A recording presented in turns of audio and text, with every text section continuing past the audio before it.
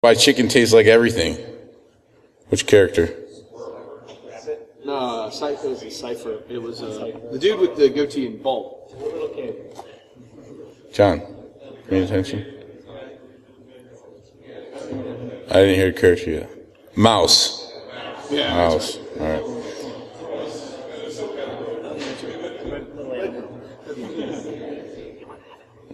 All that we are asking in return is your cooperation in bringing a known terrorist to justice. Yes, Agent Smith. That was too easy. John, you got that? You need more coins? Here.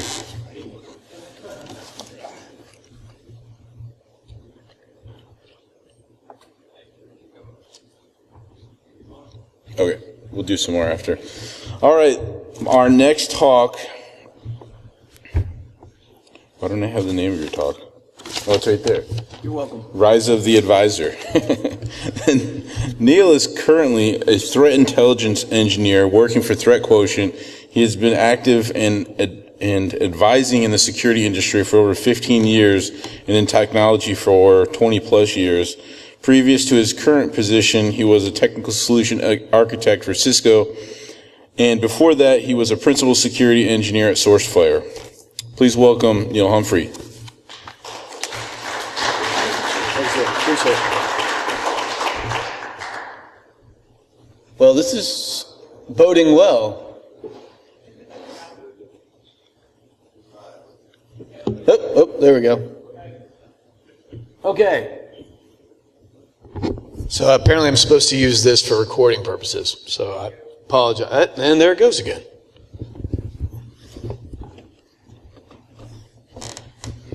Maybe it doesn't want me to move. If I go this way. All right, see what happens. Okay. Afternoon all, and I do know that this is getting towards the end of the afternoon, so I'll move through this as quickly as I possibly can while covering some pieces that I think are fairly interesting or fairly relevant for us today. So this is obviously going to be a great talk. Like, we really hope that it works out that way. But first of all, I want to set some ground rules. And if anyone's ever done any form of public speaking or any form of presentations, then you know that things are going to go wrong. Shit's going to happen, right? So we've established some ground rules on how to recover from those. We've also gone through and said that there are some certain golden rules of PowerPoint presentations that everyone must follow. However, I choose to be a rebel. Right? This will not happen. And you will notice strange things that pop up across the entire thing. And I almost want you to call out, when you see the picture, call out the movie, if you don't mind. So this one? There we go. Okay.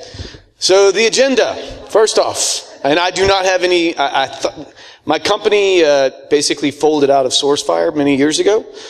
So we have been starting to do squishy rhinos instead of squishy pigs from the snort side. I don't have any with me. But if you find me in the future, I'll give you one. So, what are we going to talk about? First off, we've done the introduction. Congratulations, we're done. Then we'll do mandatory fun. We'll go through the problems, and then we'll talk about some other pieces. But again, as is already mentioned, who am I? Right? Most of this is stuff, but the important part for you guys is I like to talk in analogies. Be ready for that. It will happen. And also, I may or may not know what I'm talking about. And that will be for you to decide at the end of the presentation. And I do sincerely hate boring presentations. I'm sick of PowerPoint. So the movie. Thomas Crown Affair. There we go. All right. So quick question. First off, the movie. So let me ask you a quick question. This is a little bit of get to know you before I get an idea on the crowd. And I forget that there's another group of people up there. Anybody above y'all? I see a head. Okay. Anybody who works in the SOC? Who's in a SOC analyst? Anybody? No. Anyone in risk? Maybe. Okay. Anyone in network security, meaning the security engineering, so the plumbing? A couple of people. Any CISOs? The men with, or the women with the pocketbooks, right? No one? Okay. Anyone in, I'm sorry? They won't admit it. Good, smart people. Anyone in threat intelligence? Not really. Anybody in IR, incident response? Cool. So the reason I'm asking those questions is I want to play a little bit of a game. First off, are you sure about that? You positive about that? Saw. I cheated. The first one is Saw. The second one is War Games. And just because I love that little bastard, I'm doing that to my family over Christmas. So, let's have a quick game. Ow. Step on cords. Game. What's the movie? Quiz show. All right, let me get my handy notepad out since I couldn't do exactly what I wanted to do, and we're going to go low tech. Okay, so here is my question for you guys. And yes, you are seeing some of the slides coming up, but we'll get into that. So, first off, which one do you want to start with? What is intelligence or what isn't intelligence? What is it? We have two diametrically different voices at this. Let's do isn't. Isn't. Okay, so what isn't intelligence? Anyone have a guess? Start off with anybody. Raw logs? Okay, we'll call that one. That's fine. Actually, you got number one on that one. Large amounts of atomic indicators. Lots of IP addresses, lots of domains, lots of noise that pops up. Same thing as your logs that you get in your SIMs, right? All right, next guess. What is not intelligence? Activity observation. Okay, we'll give you that one. External risk scores. I believe that this person has been hacked. Well, you've probably been hacked. So what do you have to say about that? Up next, next choice. Anybody? I'll give you a hint. One of the vendors out front is going to be fairly pissed off by this one. No one. Cool. Sorry? Anti-X. No. Nope. Adversarial cartoons. Right? Putting together that this is an adversary. Adversary profiling is hard. It is not truly threat intelligence. It's a dossier that's put together by a particular group with a particular opinion and a particular bias. And generally they try to talk about it based upon a cartoon associated to that one. And it's gone again. And it's back. So 4, and this one will get me in hot water based on my current employer. Sharing groups. Why would I pick on sharing groups? So the ISACs are some of the communities. Very good collections of information. But if you notice, I refer to them as Facebook. Right? Herd mentality, echo chamber, right? This is the only thing that's important to us because everyone else in our industry is saying that this is important.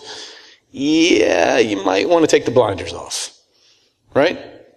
Fair statements? Am I going to get fired for that one? It's a chance. Hopefully not. So what is intelligence?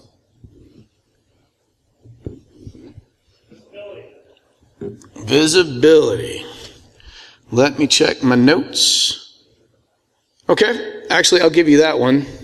And that's actually 2 of them, but I had to break them out. Let's start with this one. Everyone familiar with the term tribal knowledge? Right? That's intelligence. What happened before? What happened yesterday? Why does Betty in accounting continually open those damn PDFs? Right? Because it's going to happen. And I'll actually give you the other one, which is a little bit harder, but I think is part of this one. It's part of visibility. It is market understanding. Intelligence isn't internal or external. It's both. Right? Being able to understand what may be happening external to your environment in the greater world or in the greater ecosystem versus what's actually happened or could happen or has happened in your past. Any other questions or any other guesses on 1 or on 4? I'll give you a hint. I'm sorry? Actionable information. Focused and timely external data. Actionable information And also, so that we can move on along, I'll go ahead and open this one because it's tangential. Everyone remember the CSI theme song? We had the Who reference up there before. Who are you? Right? Hard evidence. Give me something that I can work off of. Make sure I understand what's going on. Where did it come from? Do I have multiple sources of attribution to it? Or is it just one person's opinion? So let's work off of that as we go through this. So here's the problem. And again, I'll come back to why we had the little game show in a second. But here's the problem that we're dealing with in the market today. First and foremost, that's not a movie. Sorry. But I thought it was great. But here's the problem. Movie? Good people. With my people, they understand this. We have a situation that revolves around organizations. And it's not that an organization is good or an organization is bad, but we'll go back to what we refer to as one form of intelligence, tribal knowledge, right? And in particular, I want to focus in on, and we'll deal with this more, the CISO area in the bottom right-hand corner. Right? The reason I asked, who are you and what are you doing? Are you in incident response? Are you in admin access? Are you in risk management? Are you in threat intel? Are you in SOC? Are you in security engineering? Each one of these are separate groups that have different meanings, different reasons for being. They have a different goal in mind, which leads us to the effect of that problem, which is silos. And I am not going to beat silos to death. Everyone's heard that this problem is in silos. This group has this group has that group. Everyone talks, everyone communicates. But I do want to show a couple pictures of silos because I think they're kind of cool, and in particular, the one that no one expects, right? But what we end up with, in general, in talking about silos and the problem, and this is endemic, silos are inflexible. If they do flex or they do bend a little bit, they tend to do what that one on the side does, right? Which is just flat ass break. And that's not what we need to have from an organizational perspective. The other problem, or the other piece of this problem that we'll talk about. People are people, right? And none of us have ever done this. Fletch, good. Has anyone ever done this before? Come on, guys. Someone's been around somebody drunk and you drew something on them. I mean, let's admit it. Just go ahead. You're not going to be persecuted, right? But also, none of us have either done this, right? Even to our spouses, to our families, to our friends, right? But the point is that we've become very much attenuated into those silos where we're paying attention to what matters to me. I have metrics. I have deliverables. There are things that I have to do. These are my pieces of tribal knowledge. These are my fiefdoms, right?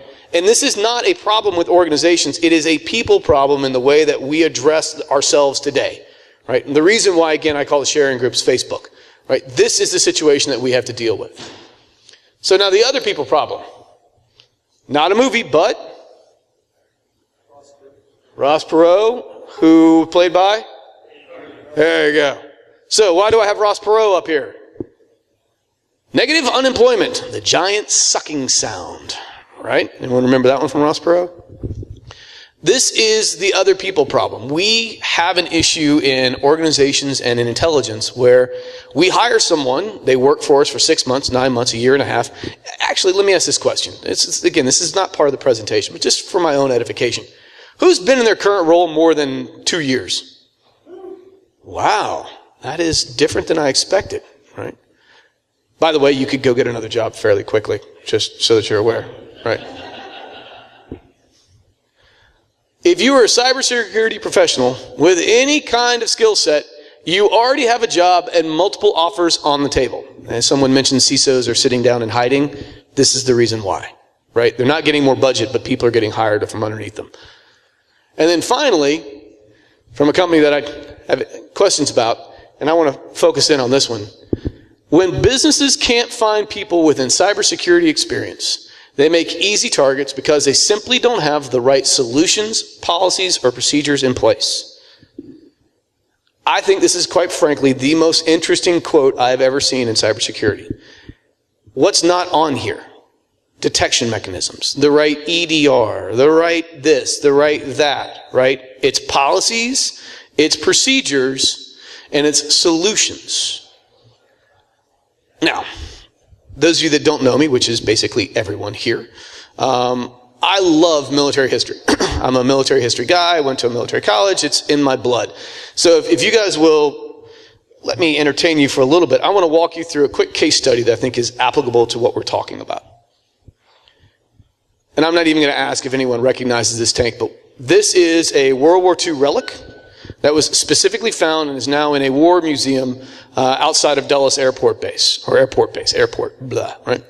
It is specifically a jumbo Sherman. It weighs 37 tons. It's got a V8 engine associated to it. It runs on gasoline, which may or may not be a problem, but it's got a 75 millimeter tank destroyer cannon associated to that one. Why am I talking about that particular tank? We'll come back to it. Anyone familiar with that acronym in the military history? Give you an idea of the time frame we're talking about. The Sherman should be a hint. World War II, Eisenhower, that is correct. Which is what we have here. And in particular, the story we're going to talk about revolves around the 21st Army Group as led by Omar Bradley, which we have, in this case, this is from early September, where the 1st Army, and this is around D-Day, post-D-Day organization of the U.S. Army in World War II. And we're going to talk about the 1st Army under Bradley and how that moved. So this is from September the 1st, 1944. And if you'll notice, we have a completely different organization across the middle here. Omar Bradley transferred over. He's still head of in this case, the 21st Army Group. But he is in charge of the Central Group of Armies. If you notice on the left-hand side, actually on the right-hand side, I apologize, you have the Northern Group of Armies as led by Bernard Montgomery. Right? So this means that Omar Bradley was in charge of the Central and Southern campaigns against France and moving through the Ardennes. And in particular, he had a little guy underneath his command by the name of General George S. Patton in the 3rd Army Group. Also known as this guy. Come on. Wiki. Not this guy. Right? But the story took a little twist for me. So a couple days ago, I was doing more prep work on this and was doing more digging into the history around this particular story. And I ran into something that I thought was incredibly interesting and very, very poignant for this, which is this guy. And we'll talk more about them in the first place. But anyone recognize him? Chances are going to be very, very slim. If you do, you know military history better than I do. Nope. Good. You'll have to listen because he gets bigger. So, walk this through very quickly. December 18th, 1944, we have the organization of the 12th Army Group. Sorry, dyslexia, got it confused. 12th versus 21st. Under Bradley, there's the 3rd Army, the 1st Army, the 9th, and the 15th. And this is specifically talking, and that does not render very well at all. It's going to be fun. December the 18th, 1944. Anyone have any idea what in particular happened in late December 1944 that would involve these areas during World War II? Battle of the Bulge. Very good. Makes this a lot easier. So we're going to talk about this. In the circle is Bastogne. Red line is the front line of the group, and the top red line across the north is the breakup between the 12th Army Group and the Northern Army Group underneath Bernard Montgomery. Blue line is the dividing line and territorial between the 3rd Army Group and their area of organization and what they had to do. And again, everything was pretty much under the 9th Army is where Bastogne was, which we can zoom in on here. I don't know why I did that, but it felt right at the time. Right? So, why did I bring this up? It's actually for this. Everyone, you have a G organization and you have an S organization. G meaning general staff, S meaning staff. And each one is responsible for particular areas of expertise or areas of effectively organization. So in this case, at this point in time, General Patton's XO was the Deputy Chief of Staff, which is General Gay, and he had, of course, a Deputy Chief of Staff, which is Colonel Harkins. If you notice, we have Colonel Capinola, who's in charge of plans. I've got a Colonel Matthews, who's in charge of personnel, a Colonel Maddox in charge of operations and training, and then I have a Colonel Mueller, who's in charge of supply, construction, transportation, and evacuation. One guy in particular is in charge of military intelligence. Guy's now the name of Colonel Koch, and I'm probably mispronouncing that. Now, why do I talk about him? Well, on December 25th, this was the current situation of what was going on. Bastogne and the 101st Airborne had been completely encircled. The Germans were running out of steam in the Ardennes offensive in this area here. But then, this guy knew something. So Coach knew that the purpose of intelligence was to assist the commander in accomplishing his mission and to protect the command for surprise. Why is he important, and why is this a good case study? Back on December the 9th, in 1944, there was a 12th Army Group meeting, and actually it ended up going up to Shave, where there was lots of rumblings about a potential German invasion or German counteroffensive that was going to occur through the Ardennes. And one guy in particular had done enough work on his own of looking internally and planning and working with his G3, but also externally and looking at aircraft photos and capture signals and everything along those lines to say, I really think something bad's going to happen. So I've already gone ahead and put together contingency plans that allow maneuvers and activities to occur in case the entire Third Army has to pivot, lose the front line, and move north, which, surprisingly, is exactly what happened. On December 27th, the encirclement of Bastogne is broken. In particular, it's broken by this group right here, which is the 4th Armored Division associated with the 3rd Army Group underneath Patton. Following the commands of Patton, but the tactical planning and the operations that then later General Koch had put in place and had ready to present to someone back on December the 9th.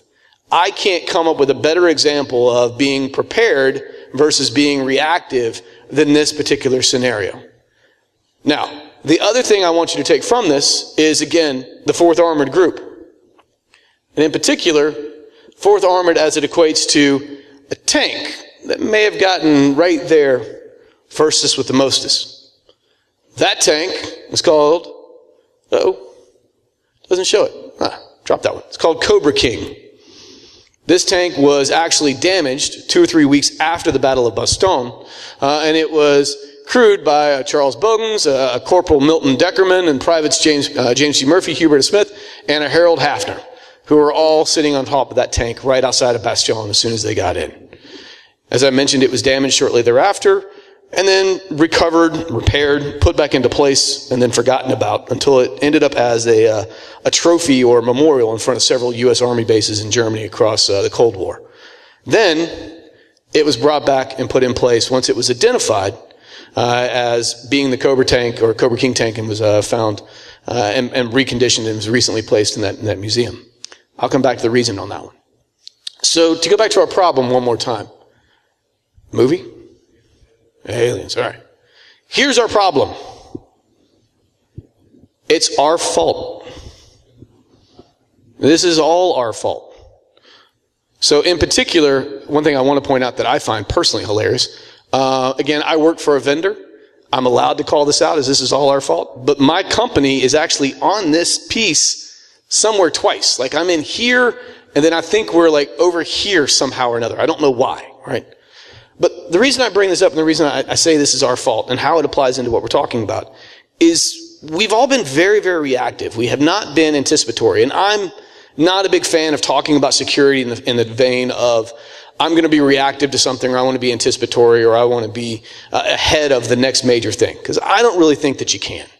Sorry, I don't. Like that's my personal vendor stance. I think you can be prepared, but I don't think you can be anticipatory and be very, very specific in what's going on. Also, part of the reason for this is because we're all asking and looking at our own phones and our own echo chambers. We're in our own silos that I need something that works for me. It's not working for the organization. It's not working for the greater security architecture. It's what will work for me. And that's how we end up with all these different things that do half of the same thing that the other one does, kind of, sort of, maybe. And we all use the same words, and no one knows why the world's actually spinning. Right? That's my personal vendetta against vendors. And I honestly don't remember the name of this movie. Anyone know the one I'm talking about? Is it The Interview? The one that was never actually released, but was, right? So the symptoms of the problem. We have too much data. Fairly simple to explain. No real questions. We don't have enough people. Again, fairly simple to explain. We've already talked about that.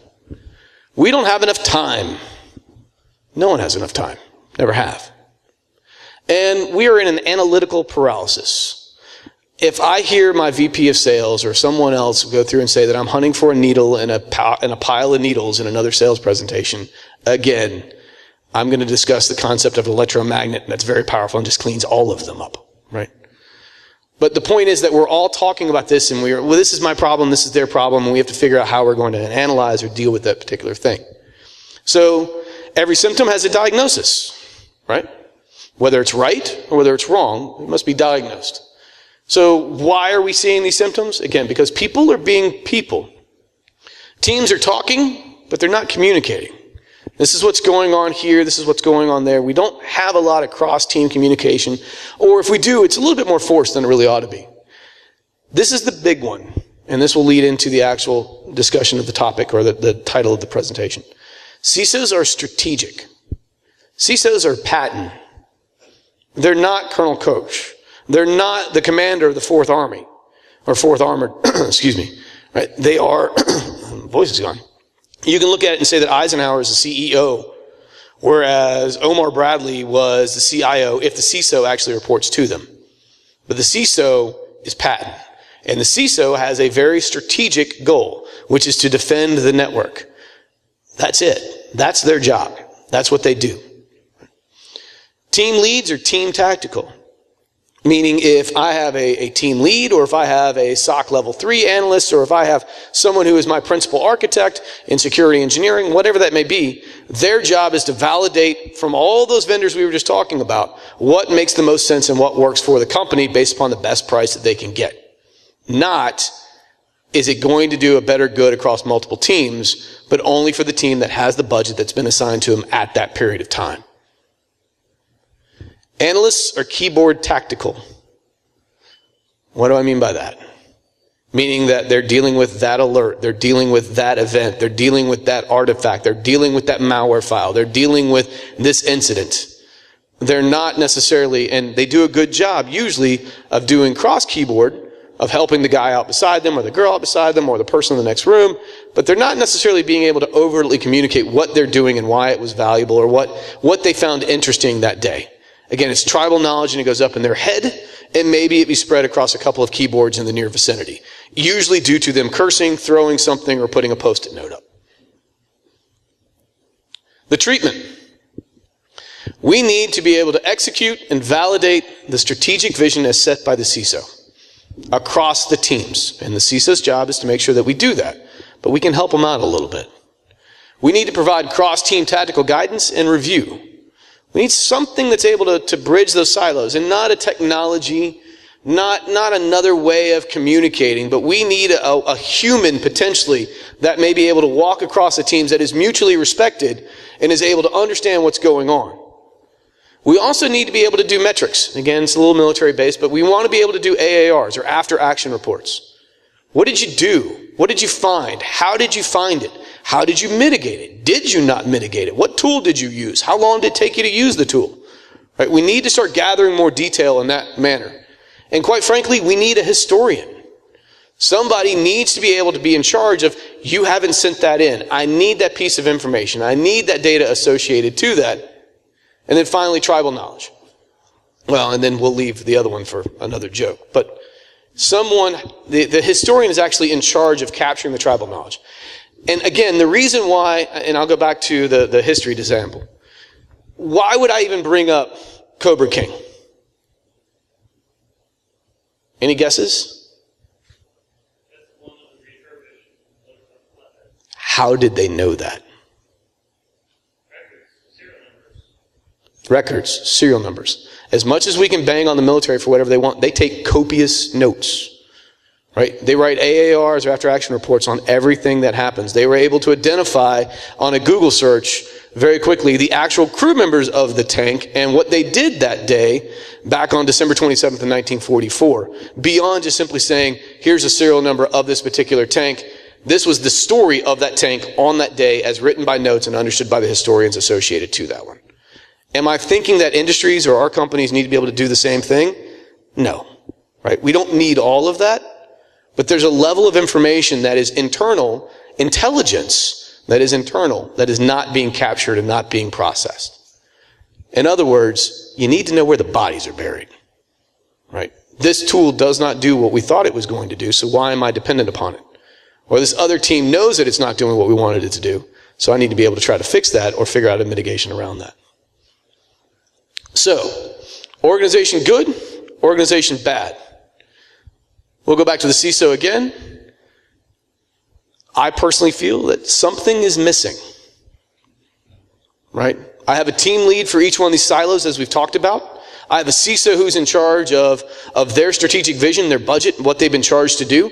And generally, CISOs are inheriting an architecture that they may or may not understand, or that may or may not want, and don't understand why it was put there in the first place.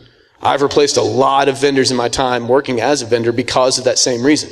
CISO comes in, doesn't understand what's going on, rip it out and replace it.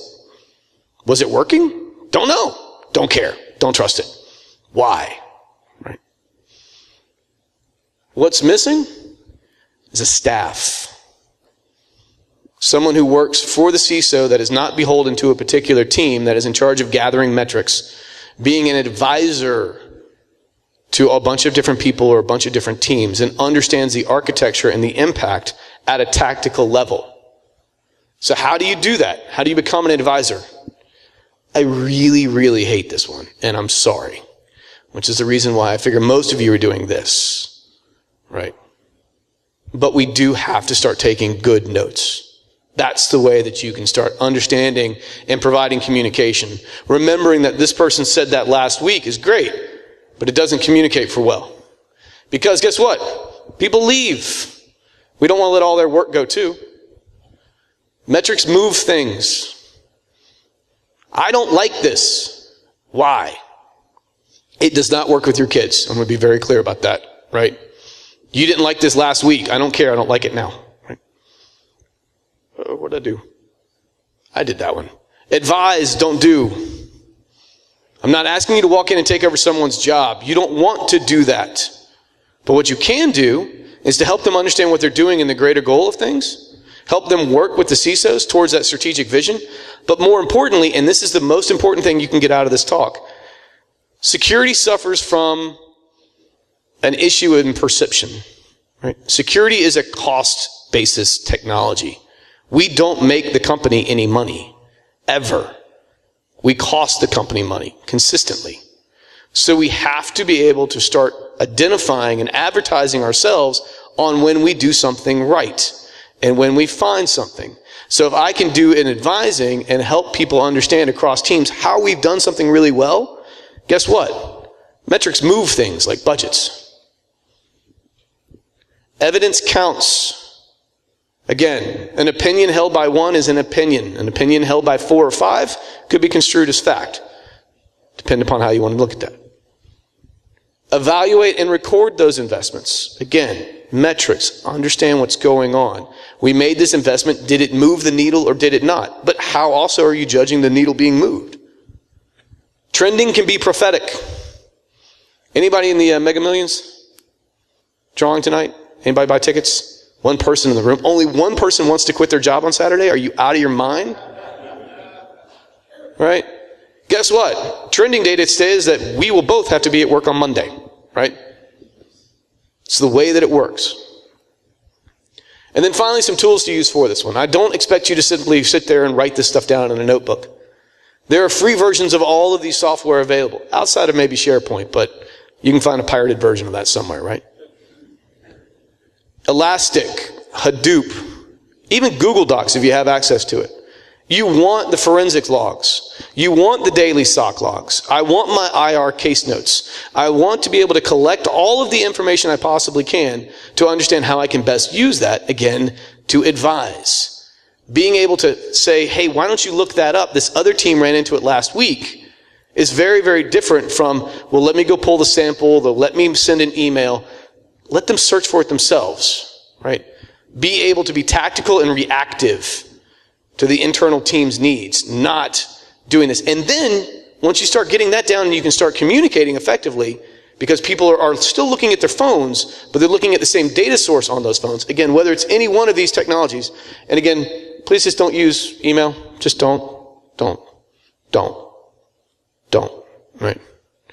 Because subject lines, where is it rendered? Can you really search it? How deep down into it do you need to go? Right? Don't do that. But other things people can communicate effectively over, and they don't have to stare at each other to do so. Now, everyone's familiar with the Disney hand? Anyone not familiar with the Disney hand? Don't do that. A single pointed finger, and this is from Presentation Skills 101, implies blame. So you have to use two. That doesn't imply blame. That is the Disney hand. Right? So I've honestly, have fun, take your kids to Disney World and see if you can get them to point at you with one finger, and then they'll freak out. It's kind of fun. Right? But as I also like to call it, speak softly and carry metrics. Right? I don't like what you're doing. Why? This is the reason why. Right? Not, I don't really feel like you know what you're doing or you're having those things. Finally, could you just put the advisor in? Right? Give him or her something to do. But again, more importantly, let that person start to work amongst the teams. And this is a job that you can grow for yourselves. That's the most, honestly, out of everything I've said, that's the most important thing on this. All of us are experienced security people. We all have a group that we came out of. We're all really good at something in this group.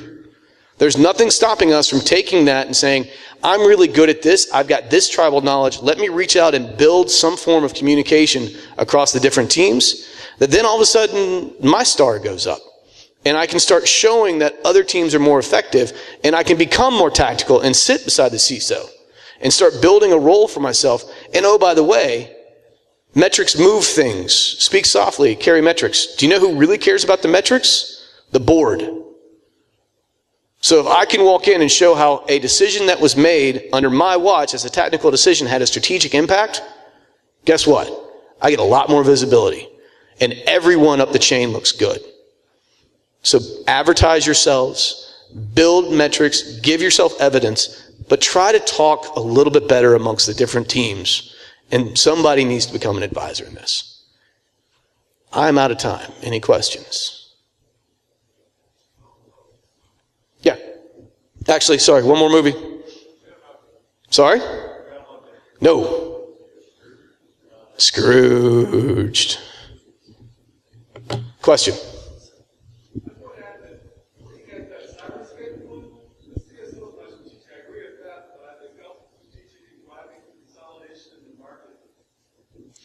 I would like to believe that they could. They have not proven themselves capable of that to me so far. I'm sorry?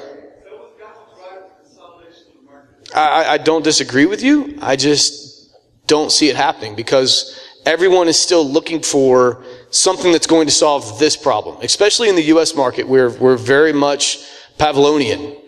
Right? I ring the bell, I see an alert, I did something with the alert, or I made that alert not have to happen. We're responsive to that. So it drives that single point of focus rather than the consolidation that really is what we need to see.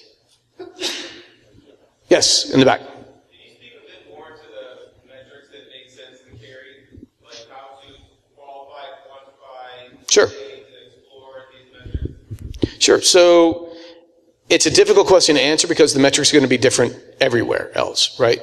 But primarily what you're looking at is, especially when you're doing almost like a tool validation, if the tool says that part of the ROI is to reduce the number of events that you're going to see, how many events did I see before I put it in versus how many events did I see after I got it in? And more importantly, and you want to measure twice, if not 3 times. It's, and again, speaking from the vendor perspective, right? I've made a lot of money walking in and saying, I'm going to reduce this event flow.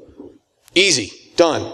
Right? And then as soon as I leave, the people that are using it are not as experienced as I am, and the event rate goes back up. So you want to measure it again. Right? And then you want to give it a little while, and you want to measure it a 3rd time, because you're going to hit peaks and valleys before you hit a steady state. So that's number 1, right? Just simple event rate. Also, IR cases. I would love to know the percentage of false positives that have been gathered off of IR cases. How many, and the hard part is a lot of people talk about measurements based on true positives. I don't really know how you make that determination of that metric myself. I can think about it some more. But I really want to see a percentage of false positives versus cases that aren't. Right? Whether they're thrown out or whether they've been identified as true positives and move forward into the case log. Simple SOC daily information, right? it's not necessarily who handle, and this is the fun part for me, especially when you talk about analytics. I'll beat on the target breach for a second. Everyone's familiar with the target breach. I don't feel like that's fairly old hat at this point in time, right? So we all look at technologies, again, from a metrics perspective and say, okay, it's gonna, and this is talking out of both sides of my mouth, but we look at technologies and say that this reduced my alert rate, or it's allowed me a little bit better visibility as it applies to risk or compliance. Great. But if we look at the target perspective, that would not have necessarily have saved them, right? They had the alerts, the data was there, just no one was able to actually understand how important that one particular event or one particular alert was, right? So when you start talking about your SOC daily logs or your other pieces, it's important not to get funneled directly down on who's closing the most cases or who's dealing with the most events or dealing with the most alerts. It's almost that middle curve of who's really trying to spend a little bit more time and maybe communicating with other groups a little bit better. So can we measure some of the cross communication? Can I look at it from a Slack perspective or from a Jive perspective or from some other archaic messaging capability, right? To say, okay, are these people talking cross teams around this particular event or this particular indicator or file name, or for the love of God, it's Betty in accounting again, right? If it's, because for example, we may look at Betty and say she's continually opening up these PDFs and we've put her through remedial spearfish training I don't know how many times, right? So we'll automatically kind of tend to ignore any alerts that have Betty's name associated to them. It's the boy cries wolf scenario, right? But you have to try to focus in a little bit more on that. And that's the fuzzy part of the metrics, is can I train that or look for someone that spends a little bit more time on something just to try to make sure that they're not missing something in general. Is that fair? Yes, sir. Are there other industries or other aspects of my org chart that have good knowledge management practices I can borrow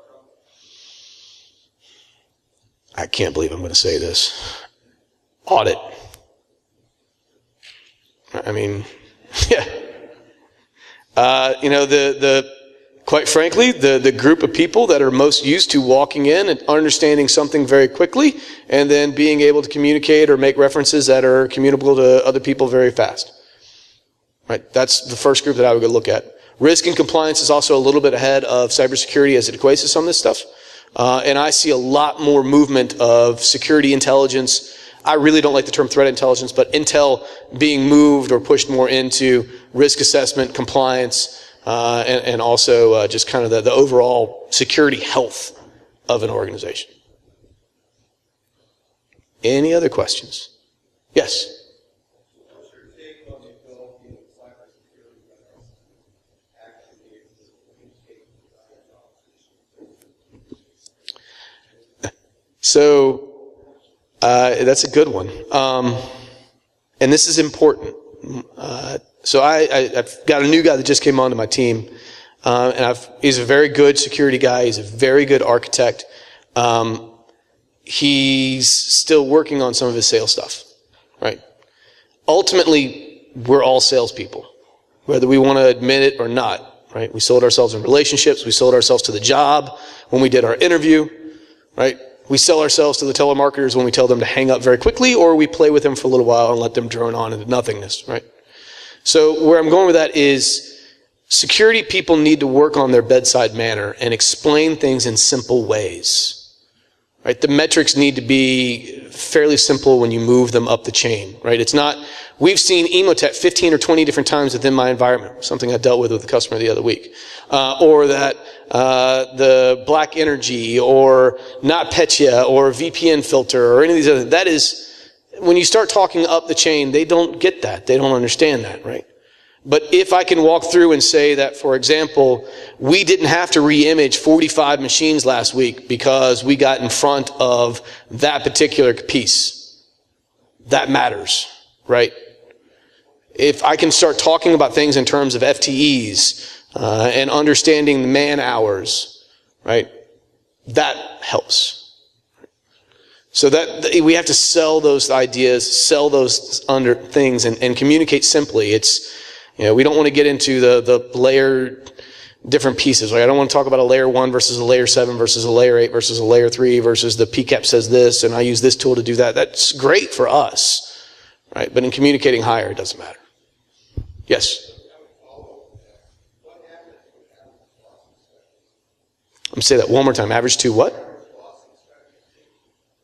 Average loss expectancy? Quite frankly, I think things like VDI killed it. And BYOD killed average loss expectancy.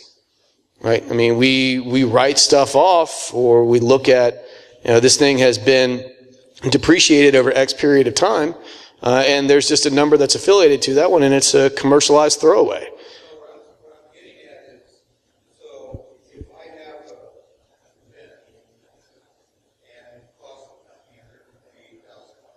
Sure.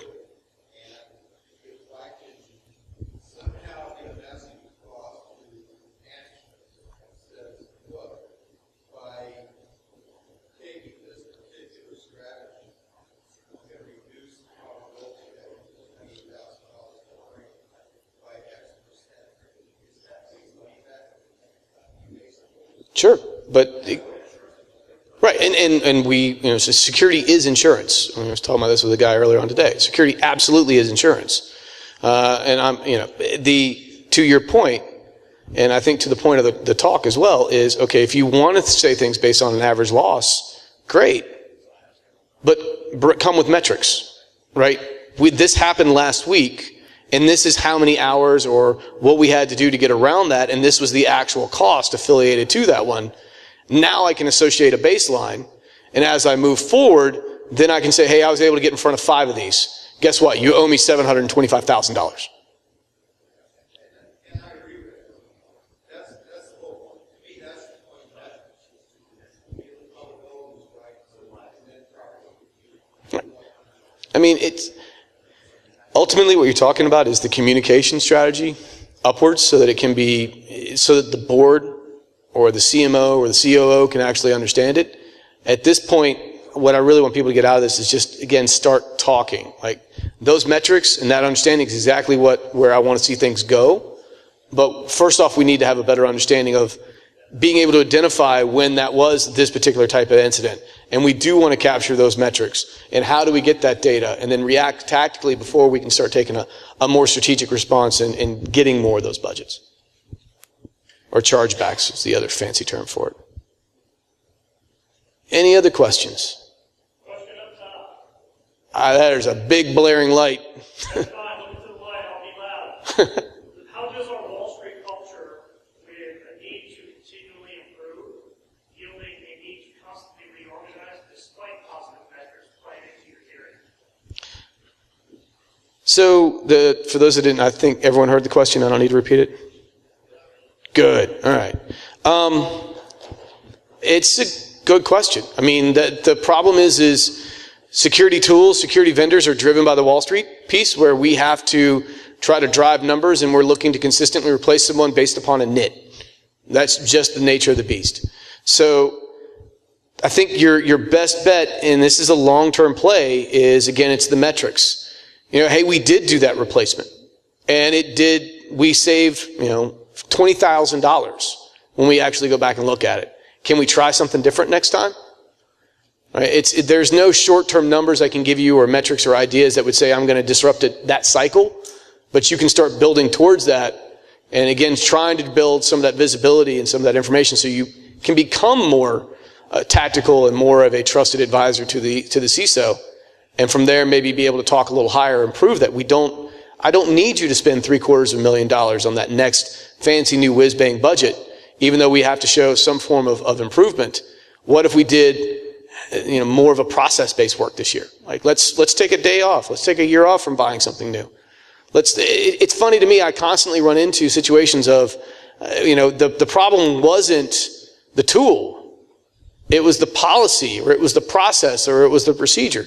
Has anyone in here ever worked on a merger and acquisition with networks? Right? How many times have you figured out that the network diagram didn't really reflect what the network actually looked like? Every single time, right? How many times have you seen something that you were expected to see the alert and you didn't, and it's because the route didn't actually go through the inspection device that you thought it was going to go through? Right? Happens all the time. So trying to be able to prove some of those things potentially would help disrupt that buying cycle. On buying the next level of whiz bang won't solve the core problem that the network doesn't actually run through where it was going to go in the first place. Right? It's a level of visibility we have to get, but it's a social and basically an architectural visibility, not necessarily a packet or a risk or a patch or a systems level visibility. We've got plenty of those things, right? Does that make sense, or is that? Yeah, or despite history, we tried the same thing over and over again, just 10 years apart, because we didn't learn from our lesson the first time. Yeah. I mean, are we really going to fight NGFW? Really? I work for your former employer, but I'll fight it all day long. right. We throw NG in front of it, and all of a sudden it's brand new, and we have to have it. Great. Right. But I think that's the point, right? I mean, it is the definition of insanity. Any other questions? I think I am finished. I might have run a little long. I apologize. Thanks, guys.